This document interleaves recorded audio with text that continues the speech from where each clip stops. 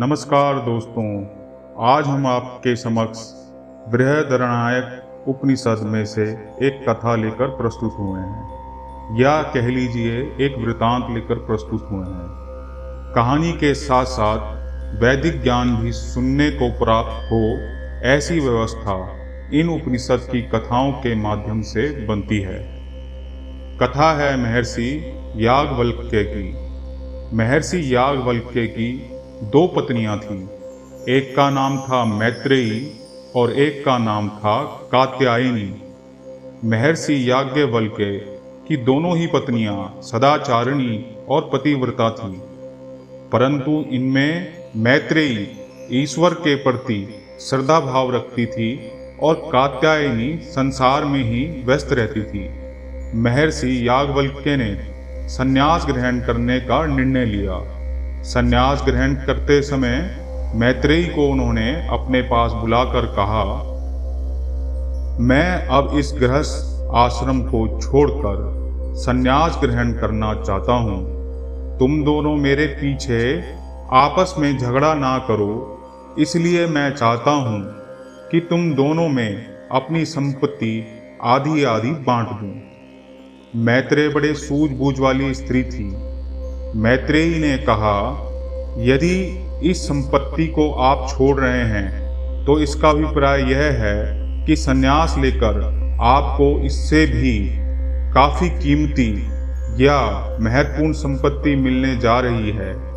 कृपया आप मुझे बताइए कि आपको ऐसी कौन सी संपत्ति मिलने जा रही है जिसका कभी नाश ही ना हो। ये तो आप जानते ही होंगे। यदि आप इस तरह की संपत्ति को छोड़ रहे हैं तो जरूर आपको इससे बेहतर संपत्ति मिलने जा रही है। मुझे इस नाशवान संपत्ति से कोई प्रयोजन नहीं। कृपया आप मुझे उस संपत्ति के बारे में कुछ बताइए जिसका कभी नाश ना हो। भगवान, यदि यह सारी पृथ्वी धन से भरी हुई मेरी हो जाए तो क्या मैं इससे अमर हो जाऊंगी?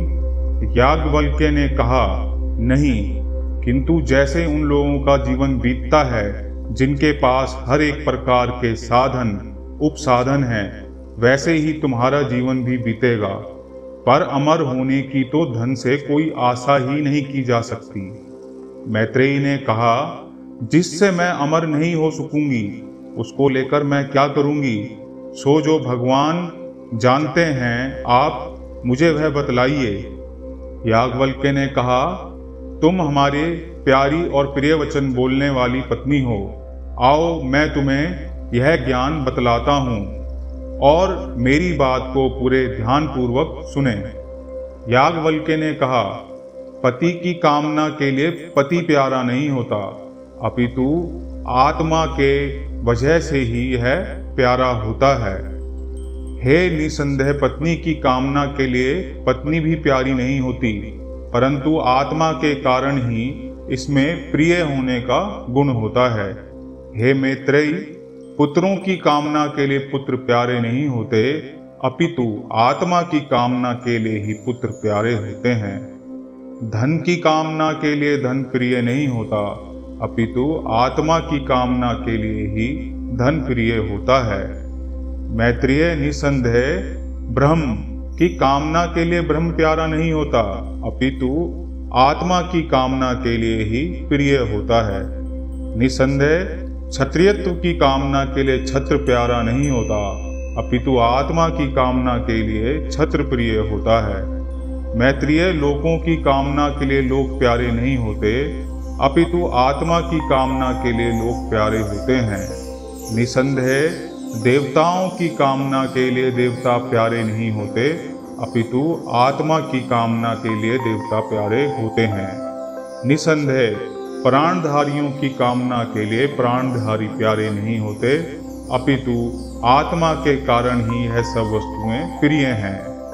मैत्रेय, निसंदेह कोई भी वस्तु उसकी कामना पूर्ति के लिए नहीं होती, अपितु आत्मा के कारण ही हर वस्तु प्रिय होती है। हे मैत्रेय, निसंदेह आत्मा ही साक्षात करने योग्य है, श्रवण करने योग्य है, मनन करने योग्य है और निधिध्यासन करने योग्य है। अरे मैत्रेय, आत्मा के दर्शन से श्रवण से, मनन से और जानने से सब कुछ जाना जाता है। मनुष्य को अपना आत्मा ही सबसे अधिक प्यारा है और सब कुछ आत्मा के लिए प्यारा ही होता है। जो कुछ आत्मा के अनुकूल होता है वह प्रिय है और जो प्रतिकूल है वह अप्रिय है।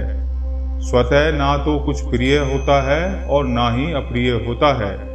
गर्मी में ठंडी वायु सुख देती है, वही वायु सर्दी में दुख देती है। सर्दी में जो धूप सुख देती है वही गर्मी में दुख देती है। यही बात सब अनात्म वस्तुओं के लिए होती है।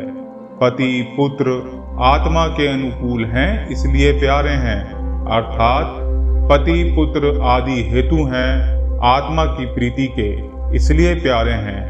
आत्मा किसी अवस्था में भी अप्रिय नहीं होता। जो सर्वदा प्रिय है और सब कुछ जिसके लिए प्यारा बन जाता है वही आत्मा देखने योग्य है। उसके देखने का उपाय यह है कि पहले श्रुति से उसका श्रवण करो, फिर युक्ति से उसका मनन करो और फिर चित्त को उसी में एकाग्र करो। उसको जानकर कोई बात जानने शेष नहीं रह जाती। ब्राह्मण उसको परे हटा देता है जो आत्मा के सिवाय अन्य को जानता है। क्षत्रिय उसको परे हटा देता है जो आत्मा के सिवाय किसी और को जानता है। लोग उसको परे हटा देते हैं जो आत्मा के सिवाय लोगों को जानता है। देवता उसको परे हटा देते हैं जो आत्मा के सिवाय देवताओं को जानता है। प्राणधारी उसको परे हटा देते हैं जो आत्मा के सिवाय प्राणों को जानता है। हर कोई उसको परे हटाता है जो आत्मा के सिवाय सब कुछ जानता है। यह ब्रह्म, यह छत्र, ये लोक, ये देवता, ये भूत, यह सब वही है जो कि आत्मा है। यह इस तरह है जैसे दुदुम्बी पर जब चोट दी जाती है तो उसके बाहर के शब्दों को अलग ग्रहण नहीं कर सकते, पर दुदुम्बी के ग्रहण से व दुदुम्बी को चोट देने से ही यह शब्द ग्रहण किया जा सकता है, अर्थात बिना दुदुम्बी के शब्द को प्रकट नहीं किया जा सकता। इसी तरह शंख जब पूरा जाता है तब उसके बाह्य शब्दों को ग्रहण कर सकते हैं। स्वतः ही शंख से कोई शब्द उत्पन्न नहीं होता। जैसे जब वीणा बजाई जाती है तो उसके शब्दों को ग्रहण कर सकते, परंतु वीणा के ग्रहण करने से, वीणा के बजाने से ही ये सब प्रकट होते हैं। सिर्फ वीणा धरी रहे उससे कोई शब्द प्रकट नहीं होता। जो आग गीली लकड़ियों से जलाई गई है, जैसा कि अलग धूप के बाहर बादल निकलते हैं, इसी प्रकार है मैत्रेय इस बड़ी सत्ता से यह बाहर की ओर सांस लिया गया है, जो ऋग्वेद, यजुर्वेद, सामवेद, अथर्ववेद, इतिहास, पुराण, विद्याएं, उपनिषद, श्लोक, सूत्र, अनुव्याख्यान और व्याख्यान हैं। इसी के लिए ये सांस लिए हुए हैं। जैसे सारे जलों का समुद्र एक केंद्र है, इसी प्रकार सारे स्पर्शों की त्वचा एक गति है, इसी प्रकार सारे गंधों की नासिका एक गति है, इसी प्रकार सारे रसों की जिह्वा एक गति है, इसी प्रकार सारे रूपों की आंख एक गति है, और इसी प्रकार सारे शब्दों की कान एक गति है, इसी प्रकार सारे संकल्पों की मन एक गति है, इसी प्रकार सारे ज्ञान का हृदय गति है और सभी कर्मों के हाथ गति हैं। इसी प्रकार सारे आनंद की उपस्थ एक गति है, इसी प्रकार सारे मार्गों की पायु एक गति है और सारे मार्गों की पायु गति है। इस प्रकार सारे वेदों की वाणी एक गति है। जैसे नमक का ढेला पानी में डाला हुआ पानी में घुल जाता है और इसको निखेर कर ग्रहण नहीं कर सकते, परंतु जहां से भी यह पानी लिया जाए यह लवण का रस ही देगा। इसी प्रकार है मैत्रेय यह बड़ी सत्ता, जिसका अंत नहीं, जिसका पार नहीं, जिसका विज्ञान घन ही है, इन भूतों से उठकर इन्हीं में छिपता है, मरकर कोई संज्ञा नहीं है। यह तुझे बतलाता हूँ हे मैत्रेय। इस प्रकार याज्ञवल्क्य ने कहा। मैत्रेयी ने कहा, भगवान मुझे आपने घबराहट में डाल दिया है कि मरकर कोई संज्ञा नहीं है। उसने कहा, हे मैत्रेय मैं घबराहट वाली बात नहीं कहता, यह पर्याप्त है, यह जानने के लिए काफी है। क्योंकि जब द्वैत होता है तब दूसरा दूसरे को सूंघता है, दूसरा दूसरे को देखता है, दूसरा दूसरे को सुनता है, दूसरा दूसरे को कहता है, दूसरा दूसरे को ख्याल करता है, दूसरा दूसरे को जानता है। पर जब इसका सब कुछ आत्मा ही हो गया तब किससे किसको सूंघे, किससे किसको देखे, किससे किसको सुने, किससे किसको कहे, किससे किसको ख्याल करे, किससे किसको जाने। जिससे इस सब को जाना जाता है उसको किससे जाने। हे मैत्रेय, जानने वाले को किस प्रकार जाना जाए।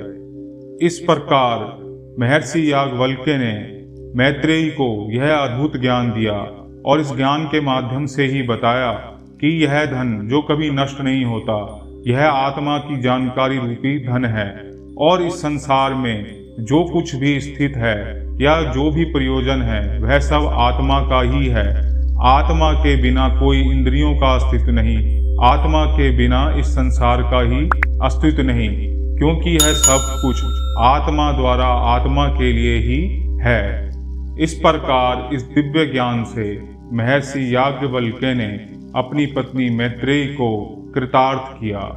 प्रेम पूर्वक सुनने के लिए आपका धन्यवाद।